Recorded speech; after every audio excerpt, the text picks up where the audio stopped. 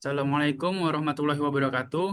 Perkenalkan kami dari kelompok 7 dan di mata kuliah Data Mining dengan dosen pembimbing Pak Ahmad Kusyarir di kelas IF 502. Di sini kami ingin mempresentasikan tentang prediksi potensi banjir Jakarta Utara menggunakan Rapid Miner berbasis CRISP DM dengan edukasi potensi banjir dengan anggota Bayu Dewa Putra, saya sendiri, kemudian Mas Ihsan Julfikar, kemudian Mas Faizal Anugrah Akbar, dan Mbak Murniati Haunstedt, dan juga Mbak Julfa Mahoramatunisa. Oke, untuk latar belakang, di sini banjir Jakarta adalah masalah berulang dengan dampak besar ekonomi, sosial, dan lingkungan. Jakarta Utara paling rentan curah hujan ekstrim, penurunan tanah, dan rob. Mitigasi masih reaktif, belum prediktif. Data mining dapat mengungkap pola cuaca yang mempengaruhi banjir. Metodologi CRISP-DM ditambah Rapid Miner, kemudian ditambah Decision Tree digunakan untuk membangun model prediksi.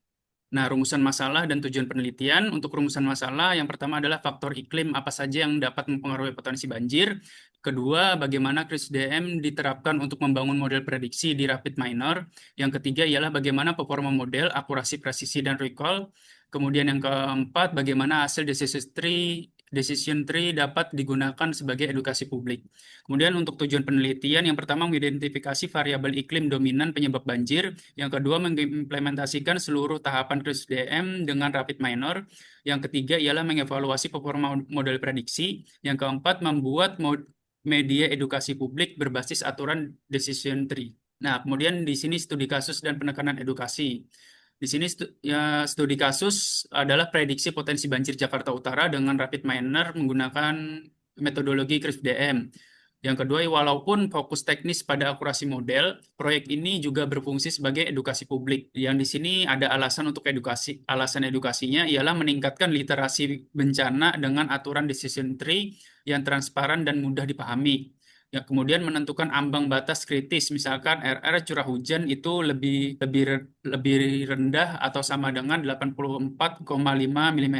Itu dimasuk kondisi aman sebagai acuan bagi masyarakat dan lembaga pemerintah. Yang ketiga, kemudian mendorong kesiapsiagaan proaktif agar warga memahami kapan harus waspada berdasarkan indikator iklim. Oke, next. Oke, terima kasih untuk Mas Bayu. Sini saya akan menjelaskan mengenai konsep banjir dan faktor pemicunya. Banjir adalah wilayah tergenang karena volume air berlebih. Jadi ada beberapa faktor pemicu utama di Jakarta Utara. Pemacu, Pemicu yang paling dominan adalah curah hujan. Kemudian ada kelembapan udara yang mendukung pembentukan awan hujan. Kemudian suhu udara yang mempengaruhi proses penguapan dan atmosfer. Dan yang terakhir adalah faktor geografis dan manusia, seperti contohnya penurunan tanah dan pembangunan padat akibat faktor manusia. Di sini kami lebih ke aspek edukasi, di mana untuk pentingnya memahami perbedaan banjir lokal, banjir kiriman dan rob, serta ambang batas cuaca yang perlu diwaspadai. Di sini data mining, klasifikasi, dan decision tree. Jadi data mining adalah proses menemukan pola untuk menjadi pengetahuan. Klasifikasinya dipetakan kategori, misalnya banjir atau tidak banjir. Kemudian ada decision tree di sini bermanfaat untuk mudah dipahami dan divisualisasikan dan memecah data menjadi aturan jika maka. Jadi relevansi penelitian yang kami ambil itu ada dua jurnal, yaitu Hasana et al. 2021 dengan judul Decision Tree dan CRISP-DM untuk prediksi hujan dan Purwati dan Priscianto 2024 dengan judul Bandingkan Random Forest dan SPM untuk klasifikasi banjir. Kesimpulannya banyak algoritma machine learning yang cocok untuk prediksi banjir, tapi kami mengambil decision tree yang sebagai yang paling transparan. Kemudian metodologi untuk standar industrinya CRISP-DM adalah proses standar dan sistemasi untuk proyek data mining yang terdiri dari 6 tahapan. Business understanding untuk menentukan tujuan kerja khusus, data understanding untuk menentukan proses eksplorasi data, struktur kualitas dan risiko awal, data preparasi untuk proses pembersihan data, modeling untuk proses menerapkan algoritma, evaluasi sebagai proses memeriksa apakah model memenuhi tujuan bisnis, dan deployment ada proses terakhir yaitu menggunakan model untuk rekomendasi atau sistem peringatan dini. Selanjutnya akan dijelaskan oleh Mas Faizal. Terima kasih. Di sini saya akan menjelaskan Rapid Miner. Rapid Miner adalah sebuah platform data science visual yang sangat membantu dalam mempraktikkan CRISP-DM. Keunggulan utamanya adalah kemampuannya memvisualisasikan seluruh alur kerja atau workflow melalui operator drag and drop. Hal ini memungkinkan peneliti untuk fokus pada logika pemodelan daripada kerumitan penulisan kode. RapidMiner menyediakan ratusan operator untuk setiap tahapan CRISP-DM, mulai dari membaca file CSV hingga menguji akurasi model. Metode penelitian CRISP-DM-nya dari 6 tahapan yang tadi disebut Makisan adalah business understanding. Tujuannya membuat model yang mengklasifikasikan kondisi iklim harian menjadi banjir atau tidak banjir di Jakarta Utara. Lalu menyelaraskan dengan penelitian yang mengkaji hubungan curah hujan dan potensi banjir. Dan yang kedua, data understanding.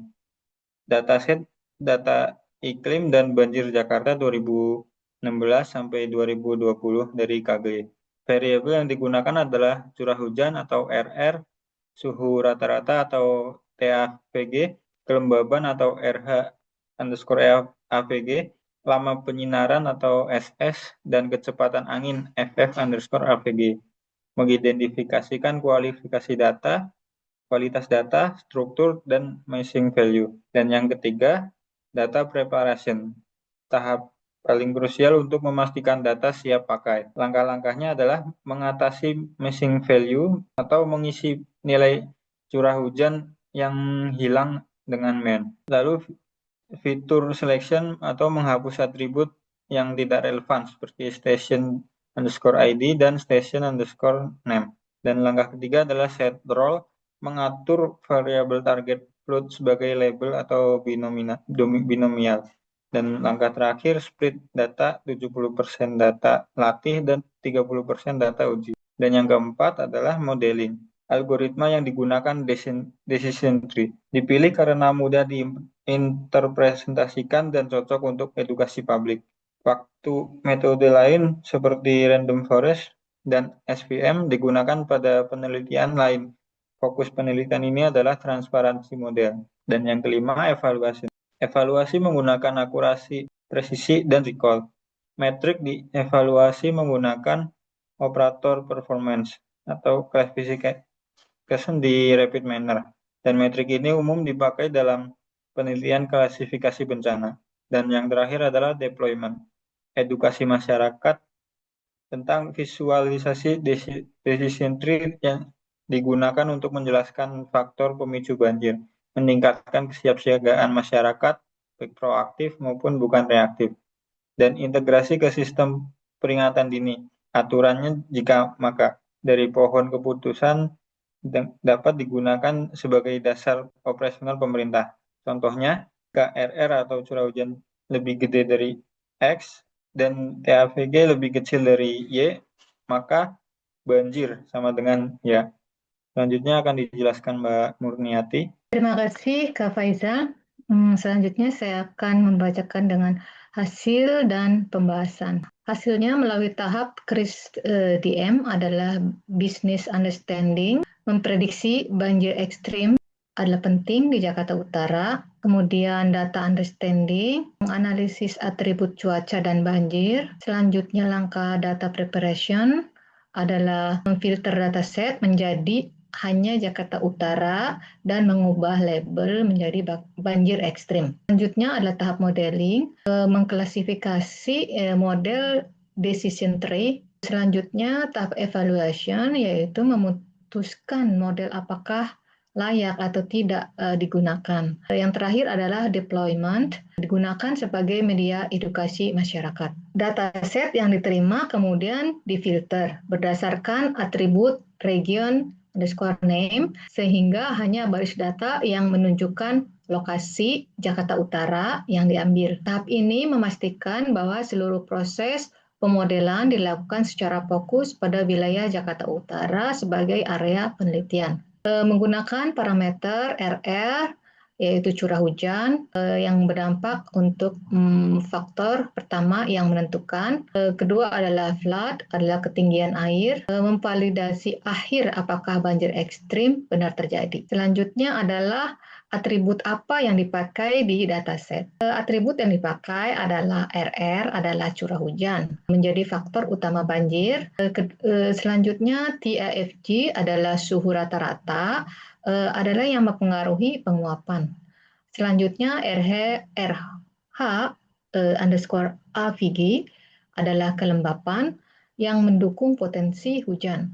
Selanjutnya adalah FF underscore AFG adalah kecepatan angin rata-rata yang mempengaruhi distribusi hujan. Lalu SS adalah sunshine duration, adalah indikator cuaca. Selanjutnya region underscore name adalah Jakarta Utara. Lalu stasiun ID adalah ID. Selanjutnya flood, label banjir yang dipakai untuk label memprediksi. Di sini proses pengolahan dataset beserta evaluasinya menggunakan operator decision tree yang dapat dilihat pada diagram berikut. Pertama adalah retrieve dataset Jakarta Utara, kemudian karena ada yang hilang, lalu kita memakai replace missing value. Selanjutnya, setelah itu gunakan set rule, lalu selanjutnya split data, yang kemudian dibuat decision tree, yang terakhir adalah apply model, yang selanjutnya terakhir di connect ke REPS. Ini ada decision tree yang adalah model decision tree yang menggunakan dua rules utama. Rule pertama adalah jika RR lebih kecil sama dengan 84,5 mm memprediksi aman. Deskripsi ini menyatakan jika curah hujan tidak terlalu tinggi, Jakarta Utara cenderung aman dari banjir. Rule 2 adalah jika RR lebih besar dari 84,5 mm dan flood lebih besar dari 0,5 adalah prediksi banjir ekstrim. Rule ketiga adalah jika RR lebih besar 84,5 mm dan flood lebih kecil sama dengan 0,5 mm adalah memprediksi aman.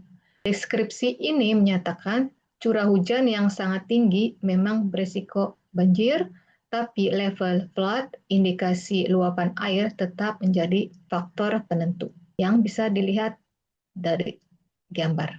Selanjutnya, memproses dataset di rapid manner.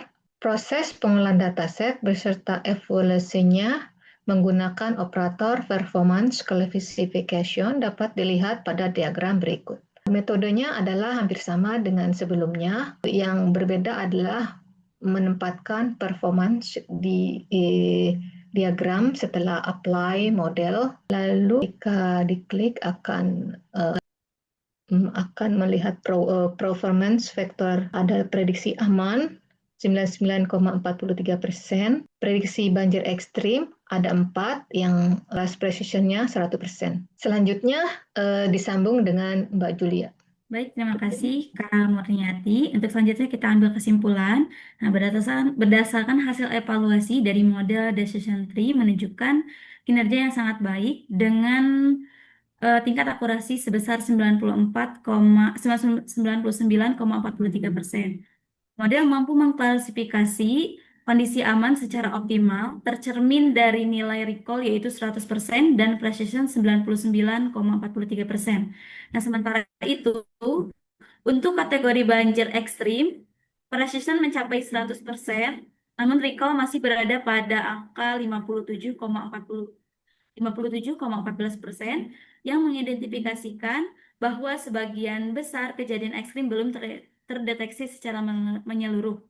Kemudian untuk selanjutnya, analisis dari decision tree ini mengonfirmasi bahwa curah hujan atau RR merupakan variabel yang paling dominan dalam memengaruhi potensi banjir.